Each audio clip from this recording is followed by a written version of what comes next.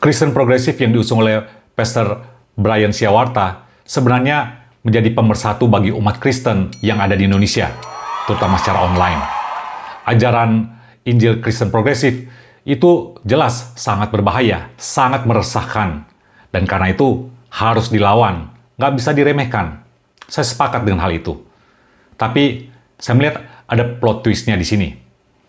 Pastor Brian sebenarnya sedang quote-unquote menampar kekristenan yang sudah tidak lagi memberitakan atau mewartakan Injil Kristus yang sejati. Kok bisa? Simak terus dalam video ini.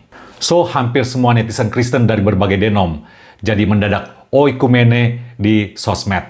Cek aja nih. Dan gak ketinggalan deretan korps hamba Tuhan sampai turun gunung dan ikut membahas. Cek di sini. Saya sampai kagum. Netizen Kristen dengan semangatnya ikut mengkritisi, menyisir, sampai menguliti ajaran demi ajaran keselamatan versi Kristen progresif itu. Ayat demi ayat dari Bible terbitan LAI, terutama TB1, meluncur dengan derasnya. Eits, jangan lupa, TB2 sudah available. Netizen dengan semangatnya share ayat-ayat Bible yang berbicara tentang keselamatan atau penebusan Kristus lewat karyanya di kayu salib. Puji Tuhan, haleluya.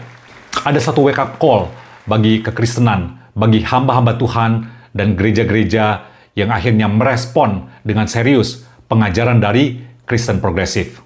Jadi plot twist-nya di sini. Kristen progresif sebenarnya sedang menampar kekristenan yang ada di Indonesia. Di satu sisi ada banyak mimbar-mimbar dari gereja tertentu yang sudah tidak lagi mengkhotbahkan Injil yang berpusatkan kepada Kristus. Bahkan sudah nggak lagi fokus untuk memuliakan Allah. Realitanya, mimbar-mimbar gereja tertentu itu bahasnya berkat melulu dari awal sampai akhir tahun.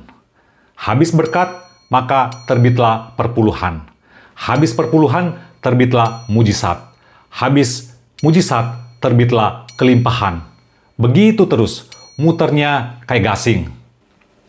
Ada pula yang demen membahas tentang dunia roh.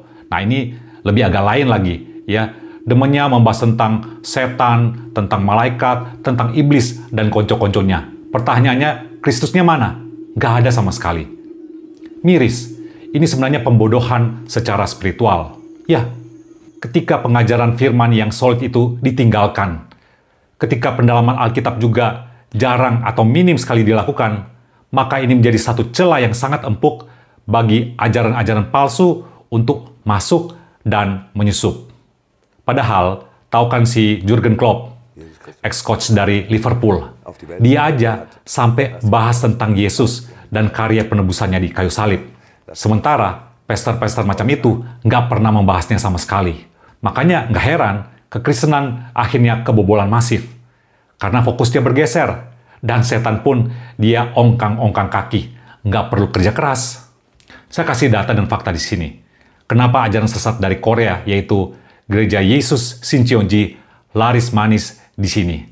Karena mereka menawarkan pendalaman Alkitab secara online dan itu pun gratis. Dan datanya, ratusan dari peserta kelas Alkitab itu di awal tahun ini mereka sudah dinyatakan lulus dan siap diwisuda di akhir tahun 2024. Sesuatu yang mereka nggak dapatkan dari gerejanya, maka mereka akan mencari dari luar gerejanya. Dan pada akhirnya mereka terjerumus, mereka terjebak. Salah siapa? Problemnya balik lagi, karena nggak diperlengkapi dengan pendalaman demi pendalaman firman Tuhan.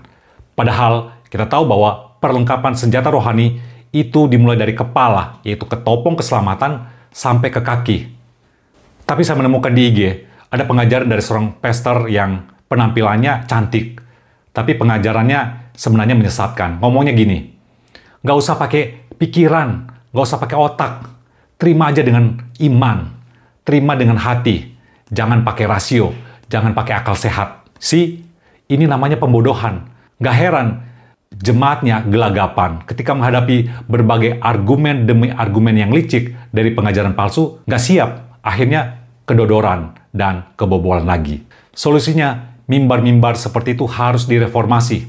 So, ini jadi momen yang pas untuk gereja berefleksi dan introspeksi diri. Jadi balik lagi, Harusnya mimbar gereja itu diisi dengan pengajaran-pengajaran yang solid. Ingat, pengajaran palsu itu nggak cuman versi dari Kristen progresif loh. Masih ada versi Kristen-Kristen yang lain. Atasnamakan memakai label Kristen, tapi di dalamnya itu menyesatkan dan menjerumuskan.